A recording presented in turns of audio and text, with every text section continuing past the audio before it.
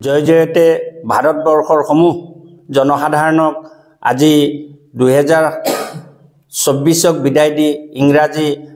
2025 চনক আমি আদৰিলো আৰু এই আদৰাৰ সময়ত সকলোটিলৈকে মই মোৰ সশ্ৰদ্ধা প্ৰণাম শুভ কামনা কৰিছো সকলোৰে দীৰ্ঘ জীৱন আৰু সুখময় 2025 চনত যাতে হয় তাৰ কাৰণে কামনা কৰিছো আৰু লগে লগে মই আমাৰ দলীয় ভাবে মই কেইটামান কথা উত্থাপন কৰিব বিচাৰিছো এই আজিৰ এই নতুন বছৰৰ নতুন দিনত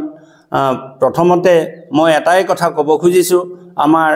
ডিমৰিয়াত এনেকুৱা এটা জায়গা আছে ডিমৰিয়াৰ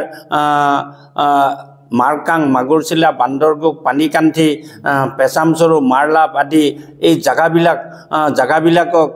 চৰকাৰে প্ৰস্তাৱিত ফৰেষ্ট ৰিজাৰ্ভ কৰি তেখেতসকলক যুগ ধৰি থকা এই খিলিঞ্জিয়া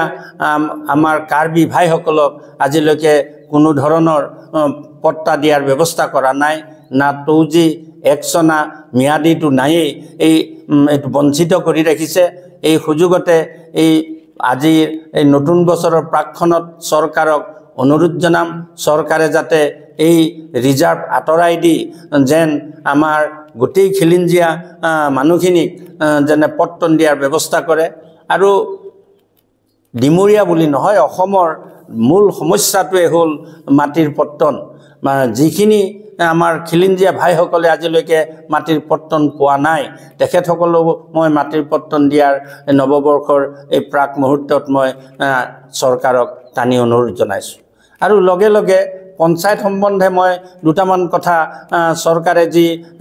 ব্যৱস্থা লৈছে সেই বিষয়ে মই দৃষ্টি আৰোপ কৰিব বিচাৰিছো আমাৰ ডিমৰিয়া সমজিল্লাৰ অন্তৰ্গত সোণাপুৰ পঞ্চায়তত কচুতলি আৰু সমতা পথাৰ বুলি দুখন গাঁও আছে সমতা পথাৰ প্ৰায় 200ৰ অধিক ভোটাৰক গোটেই ভোটাৰ লিষ্টৰ পৰাই নোহোৱা কৰিছে আৰু য'ত নেকি কচুতলিত কমেও হাজাৰৰ ওপৰত ভোটাৰ আছিল তাত মাত্ৰ 76 টা ভোটাৰহে এইবাৰ ভোটাৰ লিষ্টত আমি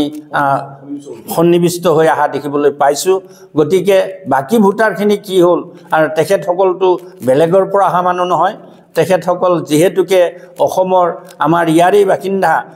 তেখেতসকলক যিটো ভাষিক মাইনৰিটি হিচাপে যিটো চৰকাৰে যি ধৰণৰ উচ্ছেদ চলালে সেইটোৰ গইনা লৈ তেখেতসকলক কি একেবাৰে অসমৰ পৰা ভোটাৰ লিষ্টৰ পৰা বাদ দি বিতাড়িত কৰিব বিচাৰিছে নেকি সেই বিষয়ে চৰকাৰক আজি এই সুযোগতে মই অৱগত কৰিছো যাতে তেখেতসকলক পুনৰ ভোটাৰ লিষ্টত নামবিলাক সন্নিবিষ্ট কৰি যেহেতুকে তেওঁলোকে ইয়াৰ ভোটাৰ আৰু তেওঁলোকৰ ইয়াত ব্যক্তিগত মাটি ম্যাদী মাটি একচনা মাটি ইত্যাদি আছে আৰু তেখেতসকল আজিৰেই নহয় বহু বছৰ আগৰ পৰাই তেখেতসকলৰ ভোটাৰ লিষ্টত নাম আছে ইয়াতে তেওঁলোকৰ জন্মগত সূত্ৰে যেহেতুকে তেওঁলোকে ভোটাৰ লিষ্টত নাম সন্নিবিষ্ট আছে তেখেতসকলক ভোটাৰ লিষ্টত নাম সংযোগ কৰিবৰ কাৰণে মই অনুৰোধ কৰিছো আৰু লগে লগে মই চৰকাৰৰ যেটো গোটেই অসম তথা ভাৰতবৰ্ষ যদি মূল্য বৃদ্ধিৰ ক্ষেত্ৰত মই অৱলোকন কৰিব বিচাৰিছো খাৰুপেটাত আজি কবিৰ কেজি 3 টকাৰ পৰা 5 টকা বান্ধাকবিৰ কেজি 3 টকাৰ পৰা 5 টকা মই নিজেই কবি লৈ আহিছো আৰু সেই কবি আমি সোণাপুৰ বজাৰত গুৱাহাটীৰ মাৰ্কেটত আমি 50 টকা 60 টকা কেজি আমি কিনিব লগা হয় এই যে মূল্য বৃদ্ধিৰ যেটো সিন্ডিকেট বাহিৰৰ পৰা যিখিনি বস্তু আহে আলুৰ কেজি তাতে 10ৰ পৰা 20 টকা হৈৰাছ আমি ইয়াত আলু কিনিব লাগিলে 50 টকাৰ ওপৰত কিনিব লগা হয় গতিকে এই মূল্য বৃদ্ধিত ইফালে আমাৰ অসমীয়াৰ আটাইতকৈ ভোগালী বিহু আহি আছে আজি নতুন বছৰত মানুহে প্ৰত্যেক বছৰে উলহ মালহেৰে এখাস নতুন বছৰক আদৰণি জনাই খায় তাত যেটো মূল্যৰ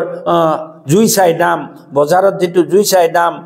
বজাৰত বস্তু পাবলৈ নাই এনে ক্ষেত্ৰত চৰকাৰক দৃষ্টি আকৰ্ষণ কৰিব খুজো মূল্য নিয়ন্ত্ৰণ কৰিব লাগে আৰু চৰকাৰৰ ওপৰত মোৰ এটা বিশেষ মোৰ ফালৰ পৰা আপত্তি আছে আমি এইটোই আপত্তি কি তেওঁলোকে গুটেই লক্ষ লক্ষ টকা হাজাৰ হাজাৰ কোটি টকা খালি ধাৰে লৈ গুটেই দেশখনক কি ধৰুৱা কৰি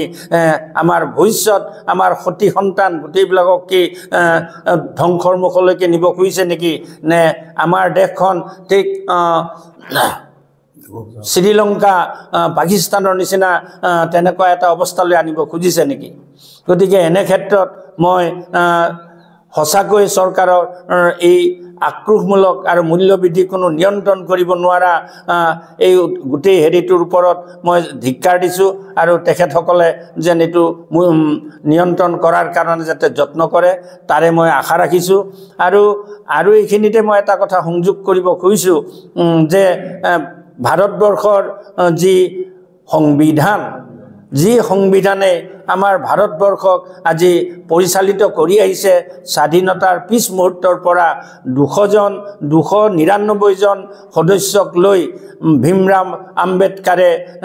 যিখন 128খন দেশৰ সংবিধানক অধ্যয়ন কৰি এই সংবিধানৰ আৰ্হিত যি ভাৰতীয় সংবিধান ৰচনা কৰা হ'ল আৰু যি ভাৰতীয় সংবিধানৰ বহু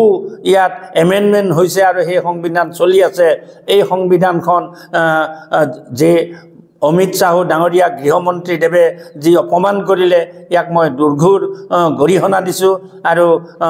তেওঁ গোটেই ভাৰতীয় নাগৰিকৰ ওচৰত তেওঁ ক্ষমা বিচাৰিব লাগে আৰু ভাৰতীয় সংবিধানক যি ধ্বংস কৰিব বিচাৰিছে বৰ্তমান চৰকাৰে যেন ইয়াৰ নিজে সন্মতি দিয়ক ভগৱানে যেন তেওঁলোকক সন্মতি দিয়ক সংবিধানখন যেন ৰক্ষা কৰক সংবিধানৰ আৰ্হিত যেন তেওঁ চলক আৰু লগে লগে মই এটা কথা বৰাক উপত্যকাৰ কথা মই ক'বলৈ বিচাৰিছোঁ বৰাক উপত্যকাৰ নাৰায়ণপুৰকে আদি কৰি কেইখনমান গাঁৱে তাত যিটো অসমীয়া ভাষা অসমৰ অসমীয়াত্ব গোটেই নাশ কৰিব ধৰিছে গোটেই বঙালী ভাষাত তাতে বোৰ্ড আদি অৰ্ডাৰ আদি সব কিছু হয় যেহেতুকে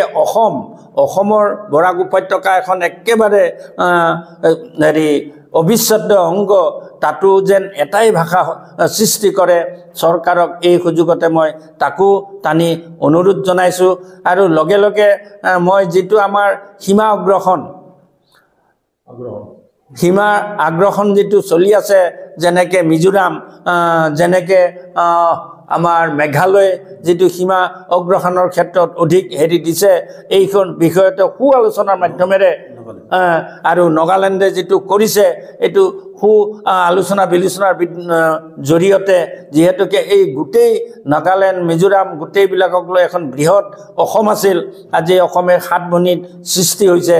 এই 7 ভনী অসমৰ এই সীমা সমস্যাবিলাক আলোচনা বিলোচনাৰ মাধ্যমেৰে